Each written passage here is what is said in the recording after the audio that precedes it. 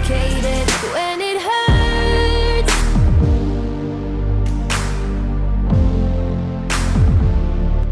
Oke, halo semua, akhirnya sampai kita di seri kedua, yaitu di Doha Grand Prix. Dan hari ini kita bakal balapan lagi di sirkuit Losail Qatar untuk kedua kalinya, karena emang ini ngikutin dari kalender yang asli. Saat ini kita masih menjadi pimpinan klasemen dengan perolehan total 25 poin dengan jarak 5 poin dari Pedro Acosta yang ada di posisi kedua, dan Gabriel Rodrigo.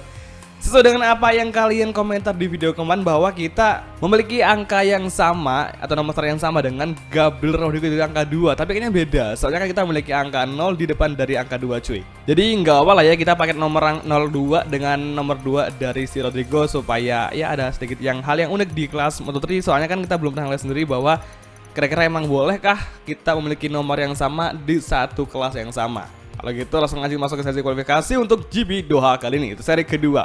Ini gue heran kenapa ban belakang, padahal kita baru pakai ban baru, tapi ini udah panas banget cuy. Lihat tuh, itu sangat merah suhu dari ban belakang kita. Semoga aja kita dengan kondisi ban seperti ini, dengan game 0,5 sementara waktu di 1.3, semoga aja kita bisa untuk tembus ke row terdepan, karena kita butuh banget untuk bisa nanti mengambil alih posisi pertama dengan sangat cepat cuy. Kali ini 2 tikungan terakhir, bisakah Asel Zurasep untuk mengovertaking melampaui lap time dari Masia yang menjadi pole sementara dengan waktu 2 menit 8 detik cuy.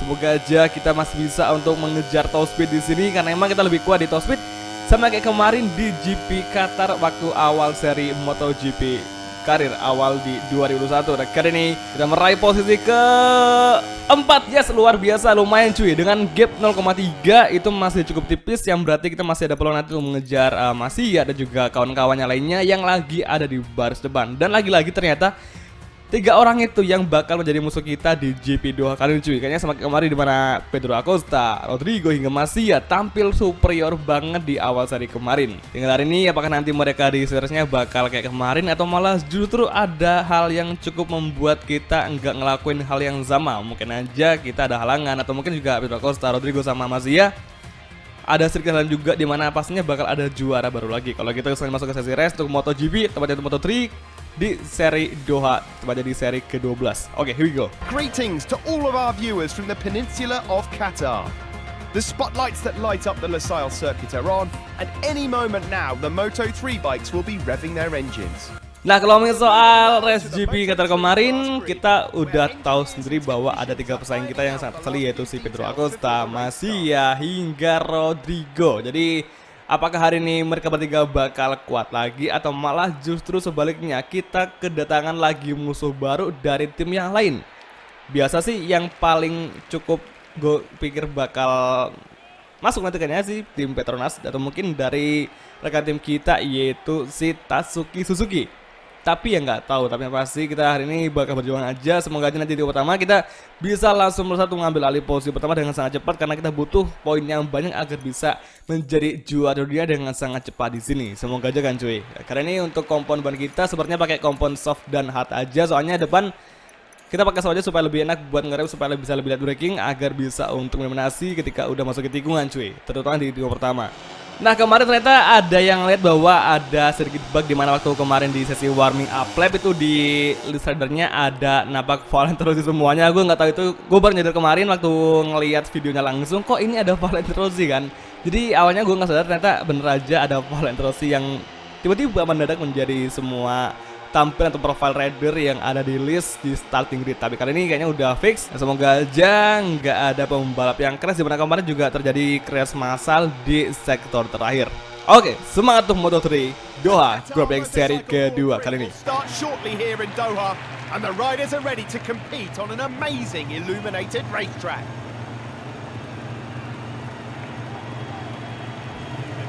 Oke semua, ini dia sesi race kelas Moto3 untuk Doha Grand Prix Round 2 and on the way. Ini dia Asel Zurasep fokus mengejar Rodrigo, sementara ini ada Petro SRT mengejar di sekarang Darin Binder.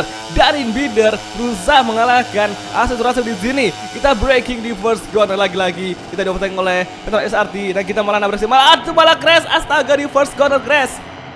Rivalnya juga keseret.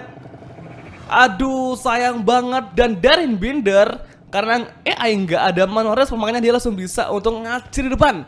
Mana ini kita motornya jauh juga cuy, ya ampun. Untung aja motornya nggak berlawanan arah. Kalau biasa berlawanan arah, kita juga capek untuk motorin motornya dulu. Oke, here we go. Astaga, sayang sekali. Padahal kita udah tampil bagus, bersiap meraih posisi pertama. Malah di sini kita harus crash gara-gara ada kontak sama Darren Binder. Dan malahan Darren Binder yang tadi sahabat ngekontakin kita, malahan si Darren Binder udah bisa ngacir itu gara-gara rival lainnya. Ini gara-garanya si AI nggak ada fitur manual respon, makanya cuma kita aja yang mengalami hal tersebut. Jadi kayak kurang fair aja ya. Semuanya nanti di update-nya si Milestone bisa lah ya untuk memberikan hal yang sama, jadi supaya nggak ada pembalap yang terlalu dianaktirikan. Ini ibaratnya kita kayak dianaktirikan sama si MotoGP langsung, karena kita harus manual respon, sedangkan yang lainnya dari Binder hingga yang lain itu nggak ada yang manual respon. Mereka semuanya langsung otomatis mereka berada di motor kembali dan bersiap untuk full gas lagi demi menyaingi rival lainnya. Nah, kita malah berada di urutan ke-27. Ini betul tadi ada yang crash ya selain kita. Maksudnya selain kita sama dari Binder kayaknya juga ada yang crash, cuman nggak bisa untuk kembali lanjut balapan. Nah tuh, itu di posisi 8, di posisi kedua sebelah juga ada pembalap yang nggak bisa untuk ikut kembali balapan cuy. Kayaknya emang sih, jadi cuma kita aja. Wah, ada yang crash di depan kita, ada yang crash cuy. Di fan sektor lagi-lagi ternyata di sini memakan korban. Maksudnya di tikungan ke-14 di sini ini memakan korban banget. Ini pasti fix kayak kemarin, dimana kemarin di GP Qatar di seri pertama sering banget terjadi insiden di sini cuy. Dan ternyata itu emang nggak cuma di kita aja, justru malah banyak banget hingga di platform yang lainnya seperti di Xbox Series, kemudian juga di PS5 itu memang ada bug yang kayak gitu, dimana para rider juga kadang suka untuk crash di beberapa tikungan yang ada di setiap sirkuit di MotoGP 21. Kali ini yang menjadi list the way adalah Masia, ada juga Acosta hingga John McPhee. Yang hari ini John McPhee udah ninggalin rekan yang tadi, yaitu Darren Binder untuk crash bersama Asep Surasep. Kampret banget dah, ini menjadi hal yang paling ngeselin banget di race kedua. Soalnya kita udah kemarin tuh mendominasi dan bisa meraih posisi pertama, tapi di sini di posisi kedua, maksudnya di seri kedua, yaitu di Doha Grand Prix, kita malah ketiban sial. Gimana enggak, kita udah tadi merangsak nih ke posisi keempat, malah ada kontak sama si Darren Binder. Akhirnya kita crash dan kita nggak bisa untuk merangsak ke baris depan. Tapi ini kayaknya sih kita paling nanti bisa untuk tembus ke paling nggak posisi belasan, asalkan pembalap yang crash tetap ada di sektor terakhir. Kayaknya sih masih ada, soalnya itu menjadi bug yang emang wajib banget ada di sini cuy. Terutama di tikungan ke-14 sepanjang di final sektor. Dan hari ini kondisi ban depan kita, karena saking kita ngepushnya, ternyata malah kita semakin membuat ban depan kita tuh makin cepet banget habis. Jadi wajar aja, karena emang ini kita lagi ngepush banget. Apalagi kita fokus nih, kita fokus untuk mengimbangi sekaligus lebih cepat daripada Risa Yamanaka yang ada di posisi ke-26, agar kita nanti bisa merasak. Meskipun agak susah, kita semuanya nanti bisa tembus ke belasan ya. John McPhee, yang crash Pedro Acosta sama Asaga Acosta Rodrigo crash, diganti oleh Jeremy Alcoba serta Tatsuki Suzuki, yang berarti kita masih makin memiliki peluang untuk bisa tembus ke 20 besar cuy. Ya, tapi sayang Risa Yamanaka crash. Musuh kita itu yang di depan, tepat di depan kita malah crash cuy. Lihat tuh, Yamanaka malah crash. Lagi-lagi hari ini udah ada lebih dari 10 pembalap yang crash di hingga lap kedua saat ini. Oke, top take Yamanaka, kita blok pas langsung, dan nampaknya kita memang lebih layak tuh bisa ngalahin Yamanaka di sini cuy. Ya ampun, ini MotoGP Qatar bugnya udah parah banget asli.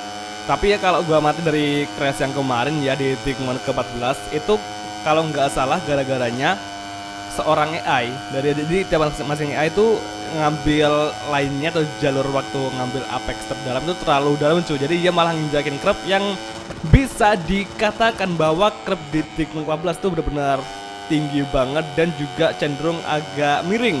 Makanya mungkin aja ban dari para AI itu sedikit slip dan mengakibatkan mereka semuanya itu crash di tempat yang sama. Soalnya kan AI nggak mungkin race yang lainnya jauh-jauh dari yang lainnya. Maksudnya setiap AI pasti memiliki race yang sama. Mungkin ya ada beberapa hal yang cukup membedakan barangkali atau ada 1, 2, 3 yang membedakan, tapi yang pasti keseluruhan sih kalau restoran AI pastinya bakalan sama, nggak jauh beda. Makanya juga di sini yang crash juga banyak cuy, nggak cuma 1-2 orang aja, tapi yang pasti juga yang lainnya.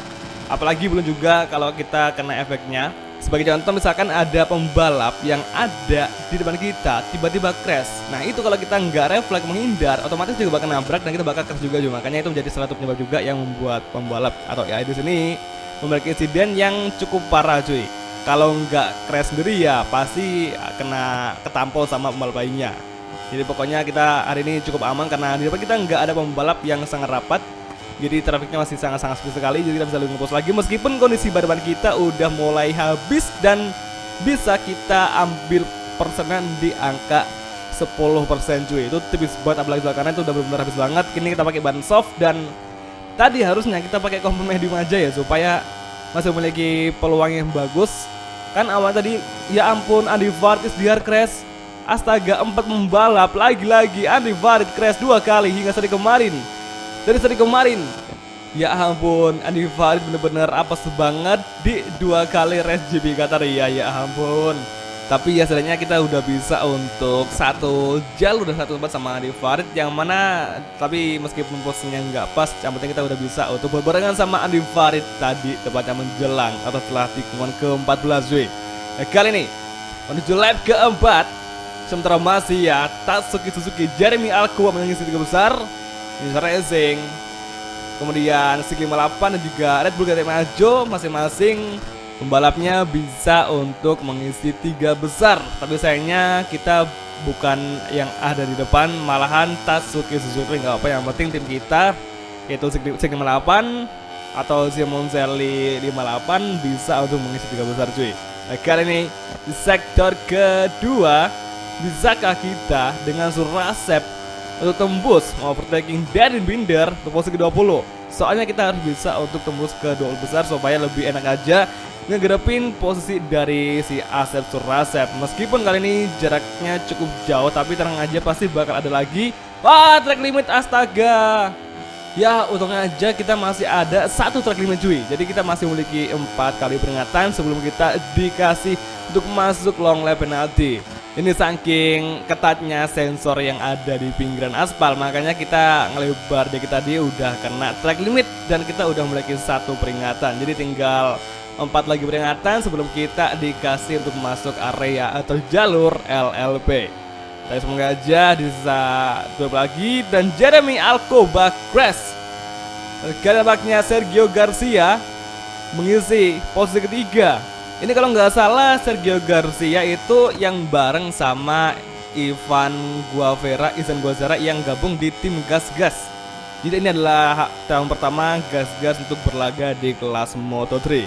Dan nampaknya ada crash lagi, luar biasa akhirnya Dennis Oncu. Dan Andy Vartis crash lagi. Andy Vartis crash 2 kali di GP Doha. Sama kemarin berarti total 3 kali crash dan sayang banget padahal Andy Vartis udah berada di posisi ke-22 cuy. Oke, final corner, saatnya kita bertarung untuk bertahan dengan kondisi ban depan yang sangat-sangat habis. Ini kayaknya kalau kita paksa buat balapan lagi sekitar 5 lap, kayaknya ban depan kita bakal sobek-sobek dan pasti bakal pecah cuy. Ini saking tingginya suhu di Qatar. Apalagi setelah sore hari pastinya suhunya tinggi banget juga. Nanti kalau dimasuki menjelang maghrib pasti suhunya udah mulai dingin. Dan pastinya kita hari ini salah strategi, dimana kita kan tadi awalnya pengen pakai ban soft karena kita pengen bertahan aja main santai di bar sebentar. Tapi ternyata kita malah crash dan kita harus nge-push, mau nggak mau kita harus nge-push supaya kita bisa tembus ke urutan sekarang ini. Dan kita udah berhasil untuk berada di posisi ke-20. Ini belum kalau ada yang crash lagi di tikungan ke-14.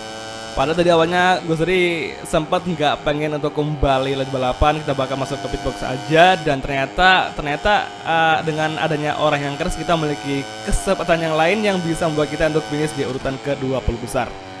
Oke, sektor ketiga, tepatnya menuju tikungan ke-7. Bisakah Asep Surasep bertahan dengan kondisi ban yang udah mulai kritis banget? Menyisakan hanya ban di area tengah. Ini aja kita sering banget sliding. Semoga aja badan kita masih bisa bertahan dan gak sampai membuat kita crash di sisa sektor di lap ke-5. Oke, menuju tikungan ke-10 sebelum high speed corner tikungan ke-11. Nampaknya Raul Fernandez dan Yuki Kuni. Dan nampaknya Tatsuki Suzuki tergeser ke urutan ketiga. Itu game. Oh, Pedro Acosta merasa cuy.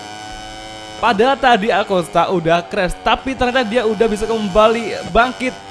Yang berarti kita hari ini kayaknya bakal digeser di klasemen dengan pembalap yang lainnya. Soalnya kita hampir nabrak lagi gini. Untung aja kita masih bisa nge-save cuy. Hampir tadi kita nabrak si Yuki Kuni yang tiba-tiba nongol di sebelah kiri cuy. Hampir aja ya, untung aja kita nggak sampai crash 2 kali. Dan nampaknya Jaume Masia, Sergio Garcia, serta Pedro Acosta meraih 3 besar di GP Doha. Dan kita bakal willing untuk selebrasi dengan lebih sedini mungkin. Semoga aja kita nggak sampai di overtake cuy. Ini yang gue heran, kita gear 4 aja masih bisa willy, apalagi kita pakai gear 3 nih. Ini gear 5 aja masih bisa willy cuy. Jadi semakin memudahkan untuk playernya untuk berselebrasi dengan sangat ekstrim ketika udah menjelang garis finish meskipun dengan kondisi motor yang sangat cepat sekali. Dan kali ini masih ya Sergio Garcia serta Acosta selamat udah bisa untuk finish di 3 besar, sementara kita hanya bisa untuk berada di urutan ke-19. Sementara kali ini John McPhee, Tatsuki Suzuki, berada Andrea Minyo, Jeremy Alcoba, Foggia hingga Izan Guevara berhasil mengisi hingga posisi ke-9 besar. Dan kita juga sebenarnya tadi cukup terbantu dengan adanya pembalap yang crash. Jadi kita semakin banyaknya rider yang crash, kita udah bisa untuk merasakan nih, meskipun dengan melibatkan pembalap yang lain kita udah bisa untuk tembus ke dalam 19 besar. Jadi masih untung meskipun kita nggak dapat poin sama sekali, tapi untungnya aja kita masih bisa untuk bangkit tanpa harus kembali balik ke pit. Saat ini klasemen hingga seri kedua kita akhirnya sayang sekali tergeser ya, gara-gara tadi ke crash kita nggak bisa untuk tembus ngedapetin poin, dan akhirnya malah digeser oleh dua KTM Ajo yaitu Masia dan juga Acosta. Tapi nggak masalah karena masih ada 17 hari lagi yang bisa kita manfaatkan agar nanti kita bisa menguji gelar dunia sekaligus membalikkan poin kita ke puncak cuy. Jadi aku semua kalau gitu kita langsung aja untuk mengakhiri video kali ini dan kita bakal ketemu lagi temennya di next video. Kalau gitu terima kasih nonton dan oke, bye, ciao.